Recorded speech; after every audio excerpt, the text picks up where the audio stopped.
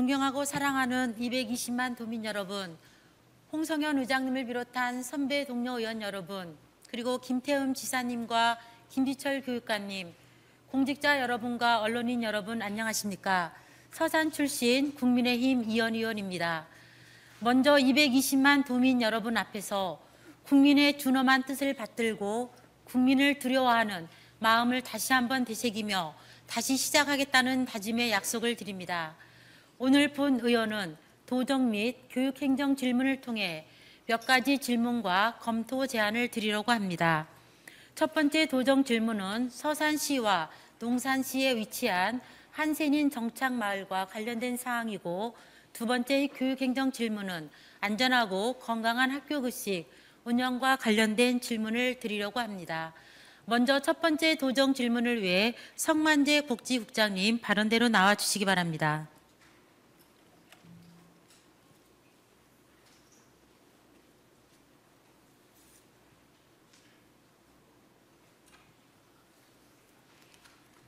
네, 국장님 반갑습니다. 예, 보건복지국장 성만재입니다. 네, 국장님 지난 5월 17일은 제22회 한센인의 날이었습니다. 네. 또한 이날은 국립소록도병원 개원 109주년이 되는 날이기도 합니다.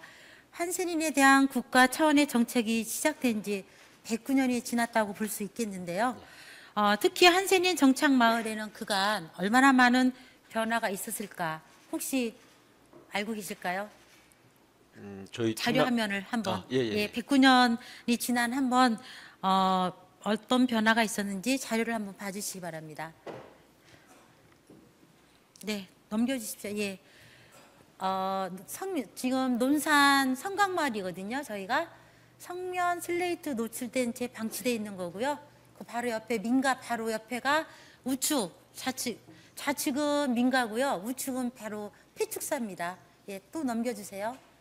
그 다음에 폐가 폐축사 성면 슬레이드가 그대로 돼 있고요. 또 넘겨주십시오. 제가 요거를 좀 가장 강조하고 싶습니다.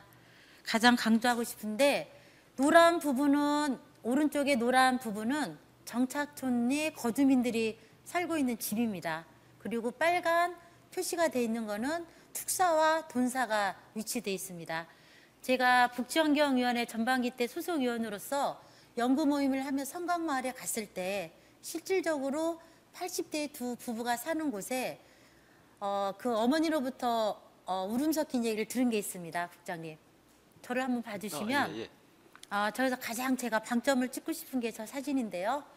그 어머니가 그 말씀을 하셨습니다. 분사는 돼지에서는 냄새가 너무 나고, 우사는 소울음이 너무 커서 밤에 잠을 잘 수가 없다. 냄새와 이 울음소리 때문에 자기의 삶 전체가 너무 피폐되어 있다. 그분의 손가락이 한센인으로서 좀 표현하기가 그렇습니다만 그분이 우시면서 말씀을 하셨습니다. 지금 국립소록도병원 개원이 109주년, 109년 동안 저희가 지금 우리가 안고 가고 있는 문제인데, 충남에 유일하게 남아있는 게 서산의 고풍리에 있는 마을과 논산 성곽마을입니다. 성곽마을이 더 심각하기 때문에 제가 저 사진을 보여드린 건데요. 아직까지 부식된 성면 슬레이트 지붕은 그대로 방치되어 있고요. 국가인권위원회 권고로 일부 성면 제거 공사는 진행을 했습니다. 근데 왜 아직도 다 제거되지 못한 채 방치된 이유가 무엇일까요? 예, 성곽마을 논산의 경우하고 서산의 영락마을하고는 조금 다른 부분이 있는 것으로 파악을 하고 있고요. 성곽마을의 경우에는 지금 아랫마을하고 윗마을하고 나눠져 있잖아요. 잘 아시는 것처럼.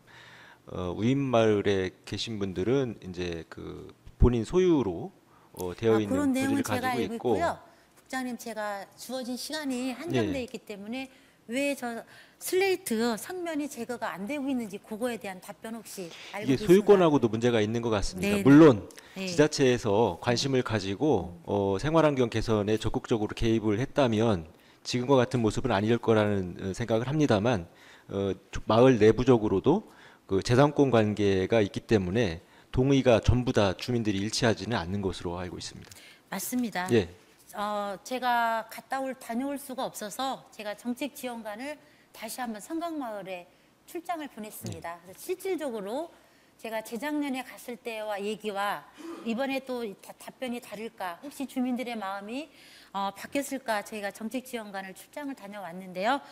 똑같은 얘기입니다. 사실은 그분들이 소유권 주장하고 보상 문제 때문에 사실은 철거될 경우 재산권 주장 문제 있다라고 하는 게 가장 큰 문제입니다. 그렇다면 우리 국장님이 방금 전에 말씀하셨습니다만 지자체가 해야 될 문제라고 말씀을 하셨습니다. 예, 맞습니다. 지자체가 해야 될 일 맞습니다만 2024년 2월에 달리는 국민신고 현장 민원상담 처리 정권을 제가 이렇게 좀 뽑아봤습니다. 이분들이 원하는 거 그게 맞습니다. 근데 모범 사례, 제가 또 국민권익위원회 모범 사례를 하나 뽑아봤습니다. 지금 국장님이 말씀하시는 부분은 지극히 원론적인 거고요. 적극 행정을 펼친 전남 영광군은 어떻게 변했나 제가 한번 살펴보니 그리고 또 익산 있잖아요. 전라도 익산도 왕국마을이라고 한센인 마을이 있습니다. 국장님. 예, 알고 있습니다. 예, 익산은 시에서 도미를 보조를 받아서 땅을 샀습니다. 그래서 공원화를 만들었습니다. 거기 역시 전남 영광군도 광주 대교구와 토지 소유 문제 때문에 오랫동안 문제가 되어 왔습니다. 근데 전남 영광군이 직접적으로 행정에 나서니까 도의 도움을 받아서 이렇게 축산단지 악취 갈증을 다 해결을 했던 사례가 있습니다. 그래서 본 의원이 우리 국장님께 드리고 싶은 말씀은 원론적인 거에서 계속적으로 반복되지 말자. 그분들의 평균 나이 혹시 알고 계신가요? 예, 지금 영락마을은 한 80세 정도 되시고 80.1입니다. 예, 그렇죠. 예. 그래서 제가 말씀드리고 싶은 것은 어떻게 보면 깊이 있는 말씀을 드리기가 참 조심스럽습니다. 우리 국장님도 답변하시기가 조심스러울 수 있고 저 역시 그런데요. 이게 이분들이 전남 영광이나 이런 익산 같은 왕국마을처럼 우리는 왜 못하느냐, 충남도가. 우리 지사님이 좀 들어주셨으면 좋겠다라는 생각이 들었는데 힘센 충남이 과연 뭘까요? 국장님, 이런 일을 해결해 주는 게 힘센 도정 아닌가요? 약자들을 위해 이렇게 도정을 적극 행정을 펼쳐주시는 것이 힘센 도정을 가장 이라고 생각하는데 우리 국장님 답변해 주시죠. 그 의원님께서 말씀 주시는 거에 공감을 하고요. 의원님께서는 먼저 그 한센이 정착마을에 관심을 가지시고 연구 모임도 하시고 연구 보고서도 작성을 해주셔서 현재 문제점 가지고 있는 문제점에 대해서 해결 방안도 함께 고민해 주시었기 때문에 저희도 지난번에 작년부터 국민권익위원회에서 고질민원 부분을 가지고 악취 문제하고 그 생활환경 폐수 문제, 그다음에 소음 문제 이런 부분 때문에 국민권익위원회하고도 같이 논의를 하고 있다는 말씀 드리고요. 이 부분에 대해서는 저희가 해당 시하고 그 마을에 계신 한센인 분들이 궁극적으로 추구하고자 하는 방향이 무엇인지 아직까지도 파악이 안 되셨나요? 파악이 안 되는 건 아닌데 동의 여부가 서로 다르다는 부분 때문에 시에서도 접근을 아직 적극적으로 하지는 못하고 있는 것 같아요. 그래서 성강마을하고 고풍리에 있는 그 마을하고는 좀 다릅니다. 그래서 이번에 서산시하고 성강마을도 다녀왔잖아요. 그 권익위원회에서. 근데 어떻게 표현을 해야 될지 모르겠습니다만 그분들이 원하는 거 핵심이 있어요. 아까도 말씀을 드렸잖아요. 적극적으로 좀 해달라는 말씀 하나 또 드리고 또 하나는 이분들이 충남도 의회에서 의원님들이 연구 모임을 통해서 이렇게 되니까 뭔가 획기적으로 바뀔 거라는 기대가 굉장히 컸습니다. 희망 고문을 어떻게 보면 주고왔다라는 제가 책임감에 도 없잖아 있는데요. 운산의 고풍리에 있는 주민들은 이주를 하고 거기를 치유마을로 했으면 좋겠다. 치유마을. 그래서 저희가 연구 모임 끝나고 나서 그 보고서를 혹시 다 보셨을까요? 확인했습니다. 그러면 그 보고 난 다음에 우리 국장님이 아마 도정 질문을 하면서 준비하고 오셨을 것 같은데 그 용역 보고서를 보고 어떤 느낌을 받으셨을까요? 그동안 소외되어 있던 부분에 대해서 다시 어떤 그분들이 어떠한 삶을 영위하고 있고 그 환경이 어떠한지에 대해서 다시 한번 되새기게 됐다는 말씀 드리고요. 궁극적으로는 그 영락마을의 경우에는 자연 환경이나 이런 부분들이 아직 저수지 위에 상단 부위에 있기 때문에 객관적으로 보기에는 환경은 아주 괜찮아 보입니다. 근데 그 위에 이제 축사가 일반인들이 계시기 때문에 그 악취 문제를 지금 한센인 마을 자체적으로 해결할 수 없는 부분이 존재하기 때문에 그 부분에 대해서 가장 큰 중요한 문제로 저희도 파악을 하고 있고요. 그리고 성곽마을의 경우에는 앞서 의원님께서 말씀하신 대로 토지의 소유가 돈주교 재단으로 되어 있는 부분, 그 다음에 그 지상물에 대해서는 또 소유가 달리되고 있고, 그 다음에 무상점유를 하고 있는 부분이 인정이 되기 때문에 소유 부분이 가장 쟁점이 될 부분인 것 같아요. 아까 영광 지역의 사례도 말씀을 주셨는데 왕궁 지역은 좀 다른 네, 차원에서 맞습니다. 봐야 될 예, 거고요. 규모나 투자비 자체가 영광이 같은 경우에도 하나의 사례가 될 것이라고 저희도 생각을 하고 있고요. 해당 시에서 농촌 공간 정비라든가 이런 부분들이 입안이 돼서 서로 동의 구조가 형성이 된다고 그러면 도에서도 적극 그 부분에 대해서 지원을 할 그거는 국장님 계획입니다. 예. 자꾸 제가 서두에도 말씀을 드렸잖아요.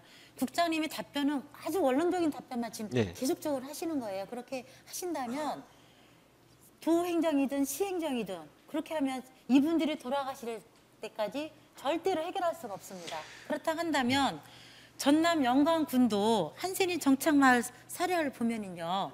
아까도 말씀을 드렸지만 천주교 광주 대교구와의 소유권 문제 때문에 계속적으로 또 외지 업자들의 대규모 축산단지 악취 성곽마을하고 똑같습니다. 유사합니다. 똑같습니다. 아니 유사 아니라 네. 똑같습니다. 그렇다고 한다. 그런데도 불구하고 전남 영광은 영광군이 물론 지자체가 더 앞서서 적극 행정을 했기 때문에 전라남도의 도비를 또 받아서 완성을 한 부분이에요. 그렇다 한다면 우리 국장님이 보건복지국장으로서 서산시와 이분들의 인권 문제를 깊이 들어가 보면 이건 있을 수가 없는 일입니다. 그래서 원론적인 답변을 받고자 했다면 제가 본 의원이 뭐하러 도정질문을 했겠습니까? 그래서 전라남도 영광군 한센인 정착마을이 이렇게 있으니 이 부분을 한번 서산시와 제가 도의원으로 있는 이상 서산시 의원이 아닌 이상 서산시하고 할 수가 없지 않습니까? 그래서 그 부분을 반드시 매듭을 지어달라. 그래서 간단히 말씀을 드리면 제가 이제 또 다음 교육행정도 있기 때문에 말씀드리자면 그러면 연금 모임 후에 조례 또 만든 후에 지원하는 게 뭐가 있나라고 제가 질문지를 드렸고 답변을 좀 받아봤어요. 예. 없습니다. 도 자체로는 보건소 사업 제외하고는 국비 100% 의료 지원금 제외하면 충남도가 실제로 추진하는 사업은 정착촌의 지원 사업으로 축산 지원금 주는 거 계속적으로 해왔던 거 3,400만 원씩 그거 외에는 없다. 그 의원님께서 예, 작년에 네네. 조례 개정 발의를 하셔서 네네. 주거 환경 개선할 수 있는 부분을 지원할 수 있는 근거를 마련해 주셨는데 그 금년도 예산에 담지는 못했다는 말씀 드리고요. 그 환경 부분에 대해서는 지속적으로 저희도 같이 해결 방안을 찾아서 고민하고 있다는 말씀을 드립니다. 우리 이정삼 농축산국장님도 네. 자리에 나와 계십니다만 간단히 말씀을 드리면 요약해서 농촌 공간 정비 사업, 공모 사업도 할 수가 있습니다. 예, 대안이 될 수 있다고 생각합니다. 그 대안적으로 들을 수가 있고요. 그 부분에선 시에서 매입을 하면 됩니다. 그 공모 사업에 할 수가 있다라는 거 우리 이정상 국장님께 자리하기 때문에 말씀을 드리고요.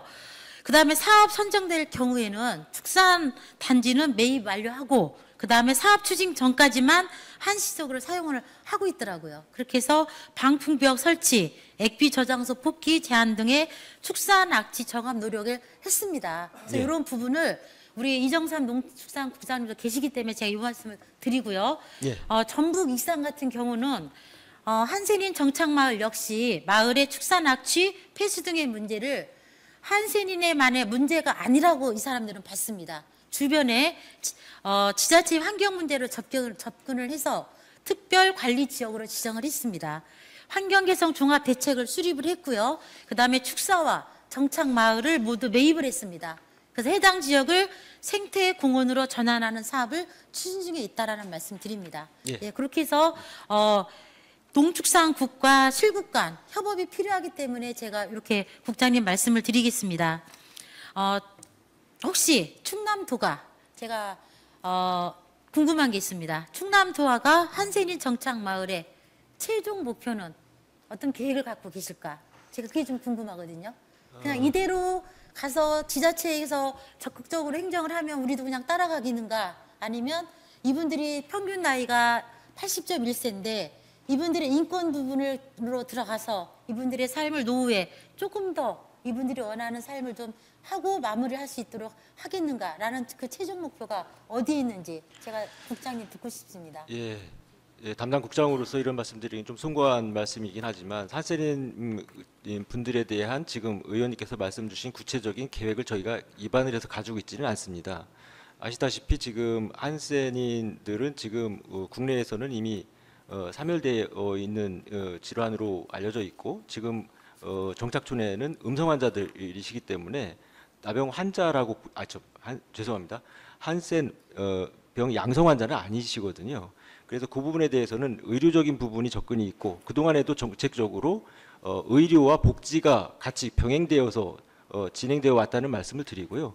지금 말씀 주신 그 생활 환경 부분에 대해서는 다각도로 검토가 필요합니다. 왜냐하면 이 농촌 정비 부분에 대해서 구조 개선하는 데에는 기존의 난개발된 부분이 해소해야 되기 때문에 작은 예산으로 할 수가 없잖아요.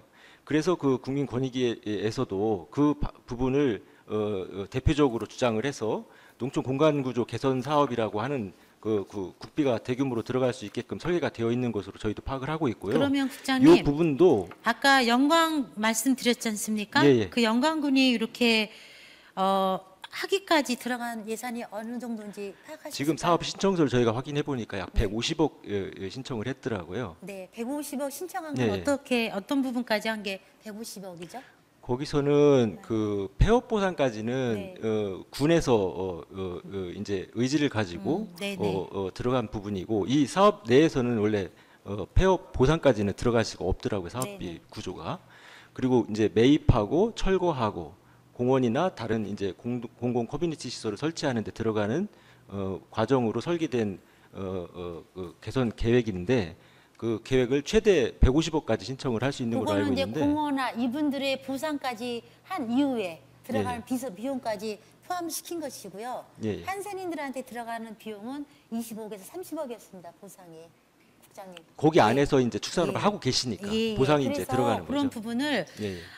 한센인 정착 문제의 해결이 여러 사람의 입장하고 이해관계가 얽혀 있어서 맞습니다. 쉽지 않다는 거 예, 본의원들 잘 알고 있습니다. 그럼에도 불구하고 제가 그럼에도 불구하라는 단어를 쓰겠습니다. 예. 그럼에도 불구하고 우리와 유사한 조건을 가지고 있으나 해결한 사례도 분명히 있습니다.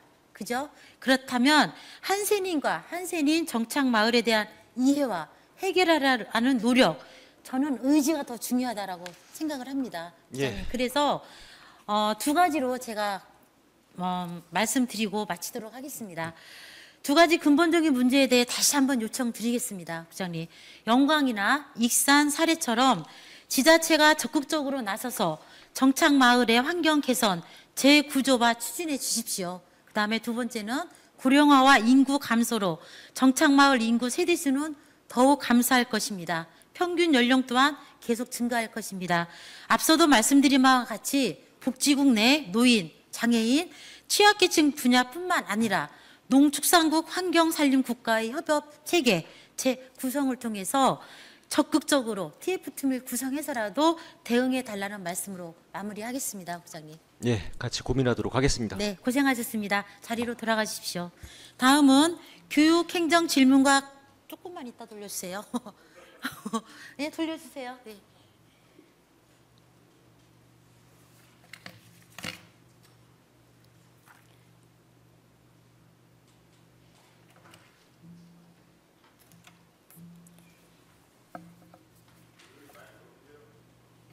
올려요? 알았어요. 네, 다음은 교육행정 질문과 관련해서 김일수 부교육감님 발언대로 나와주시기 바랍니다.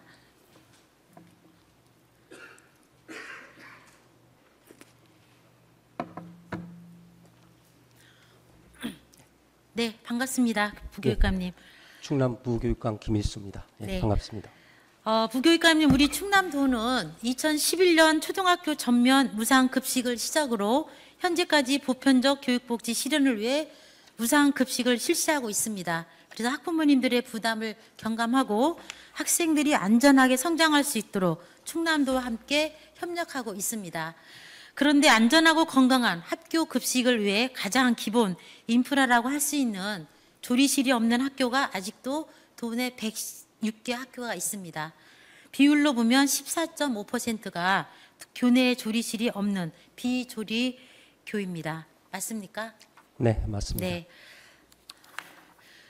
교내 조리실이 없는 비조리교의 경우 급식을 어떻게 제공하는지 제가 자료를 이미 받았습니다만 간단하게 설명해 주시기 바랍니다.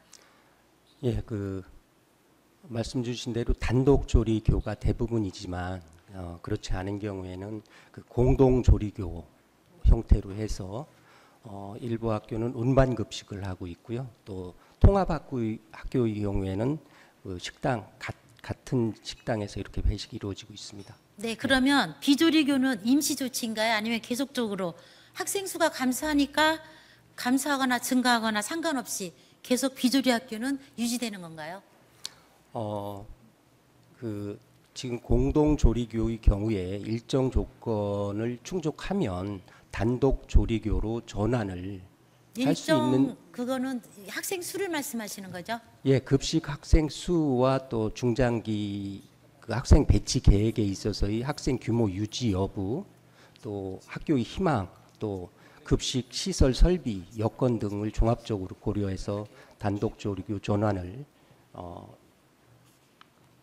해주고 있는 그런 상황입니다. 이에 덧붙여서 말씀을 드리면 학생 수가 150명이 넘는 학교가 아직도 급식실이 운반하는 데가 있습니다. 예, 서산의 있습니다. 팔봉 중학교입니다. 예, 알고 있습니다. 예, 그거 좀 꼭 제가 급식 팀장님하고도 대화를 나눴습니다만 내년 본예산에 좀 챙겨주시고요. 그럼 운반 급식의 경우 운반은 어떤 식으로 진행을 하죠? 운반 급식의 경우에는 그 냉장, 냉동, 그 탑차, 네. 탑차를 한 60% 정도의 학교에서 임대 계약을 통해서 음식물을 운반하고 있고요. 일부 그 냉동, 냉장, 탑차를 구하기 어려운 그런 학교의 경우에는 그 일반 차량을 일반 차량이라면 어떤 차량을 말씀하시는 뭐 거죠? 학교마다 다릅니다. 뭐 SUV 차량도 있고요. 뭐 네네. 그냥 일반 승용차를 활용하는 경우도 있고, 뭐 트럭을 활용하는 경우도 있고. 저는 그렇습니다. 사실은 네. 이번에 교육행정 질문을 준비하면서 사실은 운반급식에 대한 얘기를 하려고 준비를 하고 공부를 했습니다. 하다 네. 보니 야, 이게 운반 시스템이 개선돼야 되겠구나라는 걸 제가 더 중요하다는 걸 제가 깨달았습니다. 그래서 그 부분은 이따 말씀을 드리겠습니다만 네. 식약처 식중독 관련 보도자료 자료 화면 7면 좀 넘겨주십시오. 예. 식품의약품 안전처 발표에 따르면요, 최근 기온 상승과 함께 식중독 의심 신고가 증가하고 있습니다. 특히 학교급식 등 집단 급식소의 식중독 의심 신고가 급증한다고 발표가 됐는데요. 충남도교육청에서 주신 자료는 10년 내 식중독 의심 전혀 없었다라고 말씀을 해주셨습니다. 근데 부교육감님, 네. 기후가 예전 10년 전과 지금 1, 2년 사이에 굉장히 많이 바뀌고 있습니다. 기후 네, 변화가. 맞습니다. 그죠? 네. 예. 기후 변화가 이렇게 바뀌고 우리가 예측할 수 없는 이 기후 변화인데도 꾸준히 여전히 우리 충남도교육청은 식중독이 발생하지 않을 거라는 장담하실까요? 그 장담은 누구도 할 수 없습니다. 예. 다만 예. 담당 부서에서 우리 존경하는 의원님께 드린 최근 10년간 그 식중독 발생 건수가 없었다라는 거는 운반 급식 학교 네네. 77개교 네네. 운반 급식 학교의 경우에는 10년간 식중독 사고가 없었다라는 그런 내용으로 알고 있습니다. 사실은 학교급식법 제12조 2항 및 학교급식법 시행규칙 제6조에 따른 학교급식의 위생안전관리 기준을 제가 다 살펴봤습니다. 사실은 명시가 명확하지가 않습니다. 명확할 수 없다는 것 또한 저 또한 알고 있습니다. 네. 그럼에도 불구하고 우리는 배식 시 오염주의, 그 다음에 온도 관리를 하지 않는 경우 조리 후 2시간 이내에 배식 완료해야 된다. 배식 완료는 배식만이 아니라 이 아이들이 다 식사까지 마치는 게 2시간입니다. 맞습니까?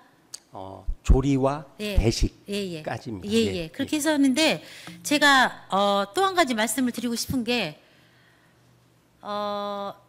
서산 부석 초등학교에서 공동 조리 학교 하는 부석 초등학교에서 합니다. 운반 급식은 부석 초등학교 간월도 분교예요. 네, 맞습니다. 거리가 17km예요. 네. 시간적으로 21분입니다. 네. 근데 이 차량과 그다음에 금산의 상국초등학교 역시 15km 21분 걸립니다. 그래서 이 차량을 어떤 차량으로 다 운반하나를 좀 살펴봤습니다. 네. 냉동 차량 그나마 그래도 좀 안심이 네. 됩니다. 근데 유독 태안 같은 경우는 우리 정강섭 의원님도 계실 것 같은데 태안이 희한하게 윤희신 의원님 계신가요? 네, 잘 들으세요. 태안 초등학교가 유독 스포티지 개인 차량으로 하고 있고요. 거리가 좀 있어요. 그리고 일반 차량 승용차 말리포 고등학교에서 말리포 중학교 가는 거 SUV 산타페 투싼 뭐 이렇게 해서 쭉 이렇게 개인 차량으로 하고 있더라고요. 그래서 제가 식품영양학과 교수님하고 통화를 해봤습니다. 이렇게 지금 충남도 교육청이 이렇게 지금 운반 차량 급식을 하고 있는데 이렇게 개인 차량으로 이동하는 데가 있습니다. 굉장히 깜짝 놀라시더라고요. 이게 여름철 같은 경우는 특히나 이게 20분 거리면 음식이 상할 수도 있는 충분한 시간인데도 불구하고 개인 차량으로 이게 이동한다. 이거는 굉장히 놀라시던데 이 부분에 우리 부교육관님 입장은 어떨까요? 예, 비조리교에서 네네. 그 급식 운반 차량과 관련해서 이렇게 임대 계약을 학교 자율적으로 체결해서 해결하고 있는 그런 상황인데요. 말씀하신 대로 그 가장 안전한 냉동 탑차를 활용하는 게 뭐 기본이라고 이렇게 생각할 수 있습니다만은 벽지에 있는 이런 학교들 같은 경우에는 냉동 탑차를 구하기 어려운 경우가 많이 있는 게 또한 현실이라고 생각합니다. 그래서 앞으로 이 부분은 교육청에서는 단순히 비조리교에 대해서 그 차량 임차비를 지원을 하고 있는 그런 상황이거든요. 그래서 임차비 지원을 넘어서서 그러면 어떻게 하는 것이 가장 안전한 배식 운반 방법인지 이 부분에 대해서는 조금 더 고민하겠다는 말씀을 드리겠습니다. 그래서 어떤 용기로 사용하고 있고 어떤 차량으로 운반하게인지를 제가 또 살펴봤습니다. 예, 저도 예. 자료를 가지고 있습니다. 예, 네. 그랬더니 운반 차량 보온 보냉 기준은 없습니다. 네, 예. 맞습니다. 근데 차량 온도 급상승 위험은 2시간 이내 배식을 가능하냐? 아까 제가 말씀을 드렸잖아요. 2시간 안에 이동까지 하는 거는 2시간 아닙니다. 그죠? 조리서부터 후에. 그럼 아이들이 먹는 시간까지 한다. 한 3시간 정도로 넉넉 잡아 보시자고요. 예. 그래서 학교 급식법과 식품위생과 관련 매년 수립되고 있지 않습니까? 네. 예. 충청남도 교육청 학교 급식 기본 방향에 근거해서 운영되고 있는데 운반 차량에 대한 시설 위생 기준 더 철저하게 기해달라. 왜 저는 모르겠습니다. 천안, 아산 이런 대도시권은 거의 냉동차로 하고 있더라고요. 냉동 네, 차량으로. 맞습니다. 예. 네. 근데 면 지역은 아까 말씀하신 벽지 지역 와서 말씀하시는데 왜 벽지 지역 아이들은 신선한 음식을 해서 거기서 뭐 차별받아야 될까요? 그 그렇지 않다라고 보거든요. 차별까지는 차별이라고 전 표현하고 싶어요. 왜냐하면 아니고요. 아닙니다. 저기 잠깐만요. 단위 학교에서 예. 냉동 냉장 탑차를 예. 구할 수 없는 잠깐만요. 이런 그래서 상황도 있기 때문에 부교육감님 이런 아까 부분을- 말씀을 드렸잖아요. 네. 일반 차량으로 이동하는 그 보온고와 보온 냉장고라 그 식기를 봤어요. 네. 그냥 식당 우리가 급식하러 가면 음식해서 이렇게 담아두는 거 있죠. 뚜껑 닫아서. 예. 보온 보냉 아니요, 그 밀폐용기. 예. 밀폐가 안 되는 것도 있습니다. 제가 다 확인을 했습니다. 그 부분 끝나고 한번 확인해 주십시오. 네, 예, 그러겠습니다. 끝나고 확인해 주시고요. 또 한 가지가 말씀드리겠습니다.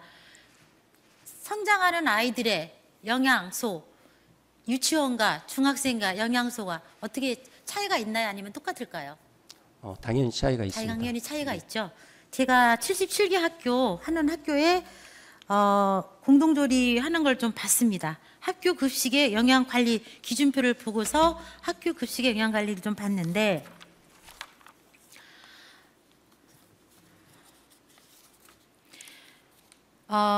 77개 운반 급식 학교 중에 2개 학교는 중학교에서 조리한 음식을 초등학교로 운반 배식을 하고 있고요. 네, 맞습니다. 그다음에 32개 학교는 초등학교에서 조리한 음식을 중학교로 배식하고 있습니다. 네, 맞습니다. 그러면 중학교에서 조리한 음식의 영양 기준을 제가 또 다 봤습니다.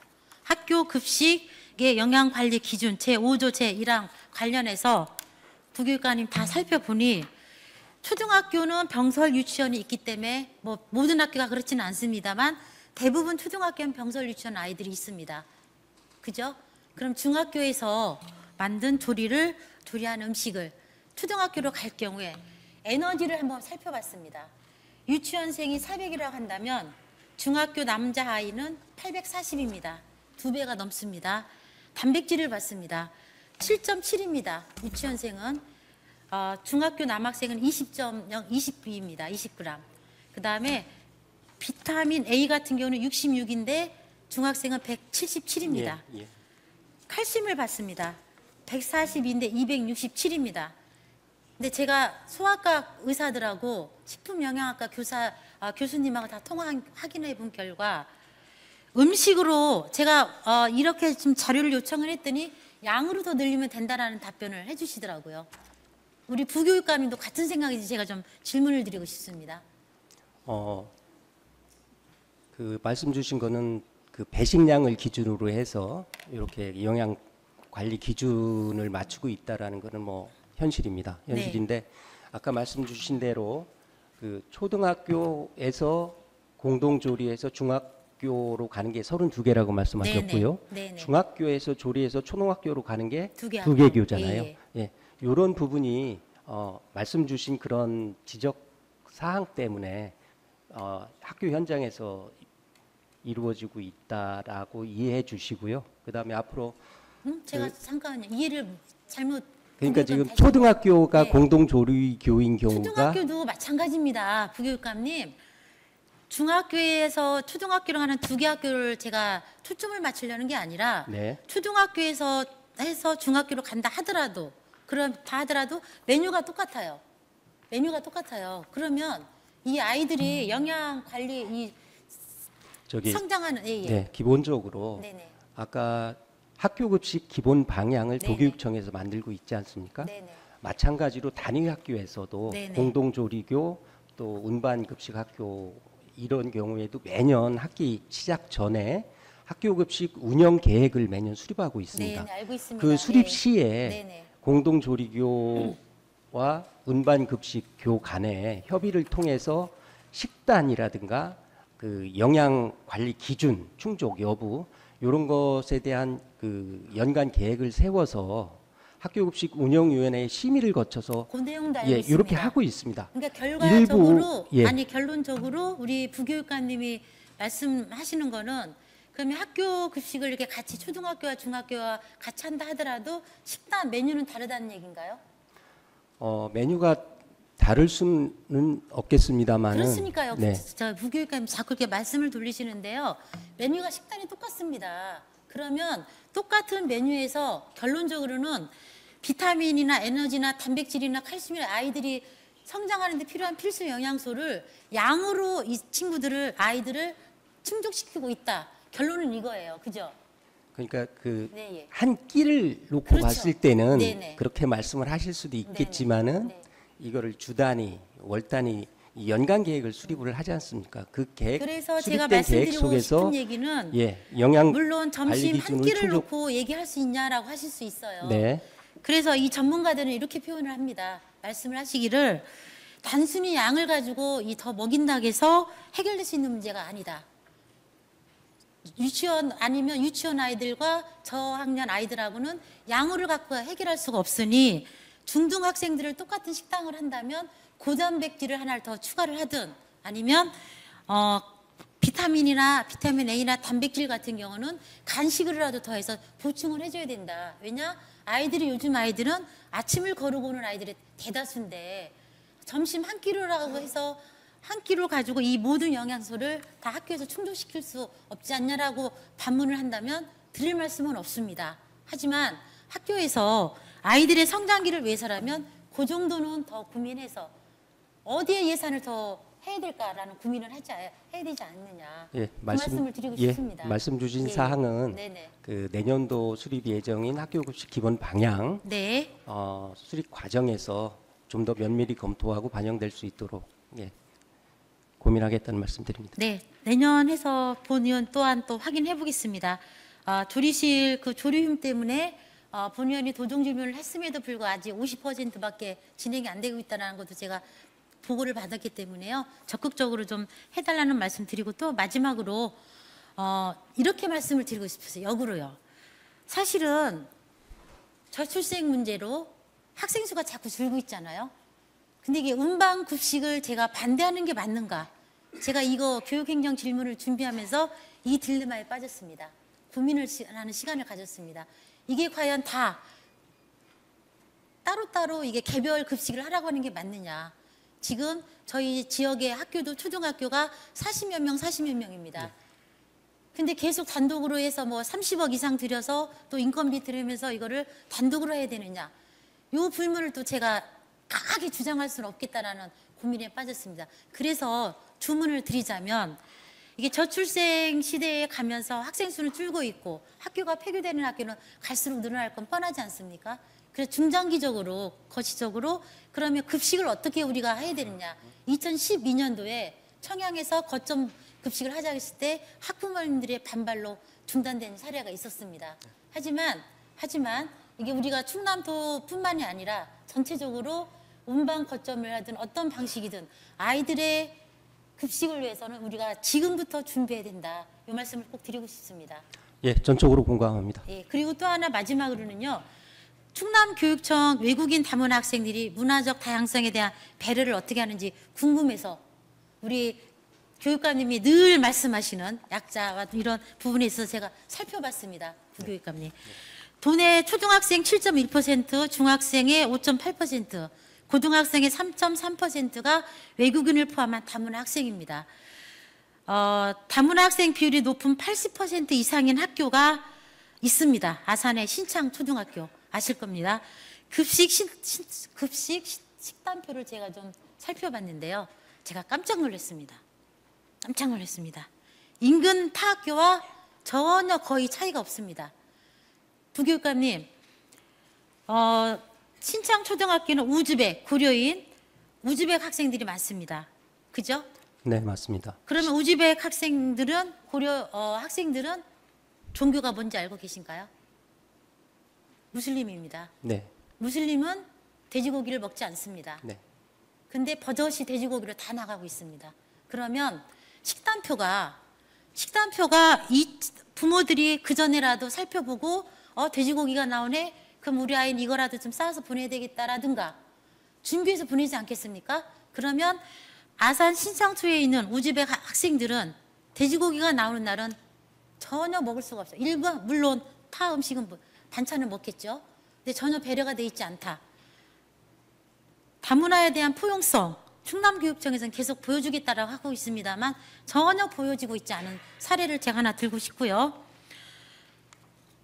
제가 그래서 우즈베키스탄 출신 학생 비율이 다수인 모 초등학교 식단표를 한번 찾아봤습니다. 네. 우리 지역이 아닙니다. 충남 벗어났는데요. 어디라고 하고 싶진 않습니다. 알러지 종교 문제 사전 안내가 다 나가고 있습니다. 식단표에. 네, 식단표에 다 나가고 있고요. 대체를 해주고 있습니다. 식단표만 나가는 것이 아니라 돼지고기가 나올 때는 다른 식단으로 대체를 해주고 있습니다. 근데 우리나라가 아니라 우리 아산 초등학교 죄송합니다. 거기는 그냥 한글로만 나와 있고 그날 올라갑니다. 일주일치도 올라가는 게 아니에요. 그러면 어떤 방법으로 이 돼지고기가 나오는 이 아이들은 그때 당시 어떻게 이렇게 해야 되느냐. 어른으로서 저는 굉장히 책임감이 굉장히 컸습니다. 가슴이 무거웠습니다. 이 부분을 어떻게 빨리 해결해 줘야 되지 않으실까요? 지금 언어 문제 말씀하시는 거죠? 언어 문제도 언어 예, 문제고요. 예. 그래서 이건 식단에 대한 네, 문제를 맞습니다. 말씀을 드립니다.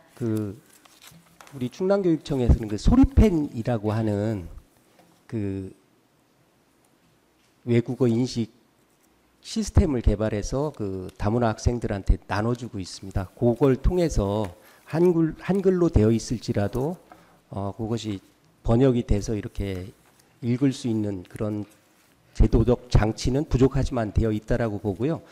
말씀 주신 대로 그 다문화 학생, 특히 요즘 이제 외국인 학생들이 많이 늘고 있는데 그 학생들까지 배려한 어떤 학교 급식에 관련한 지침이나 가이드라인은 없는 건 사실입니다. 제가 1분밖에 안 남아 있어서요. 네, 그래서 그 부분도 예, 그 보완하겠다는 말씀 아산 드리겠습니다. 신창초 같은 경우는 특히나 우즈벡 아이들이 80% 다문화니까요. 네, 그 그렇게 식단을 좀 하겠습니다. 살펴주시기 바라겠습니다. 예, 수고 많으셨습니다. 좀 중앙으로 옮겨주세요.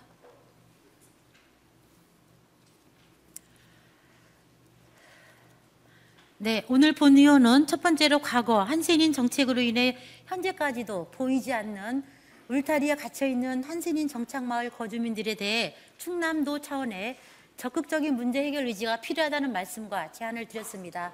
두 번째로는 현재 충남의 외국인 다문화에 대한 정책, 우리 자라나는 성장기에 있는 아이들의 건강하고 성장하게 할 수 있도록 안전하고 건강한 급식을 위한 제안을 드렸습니다.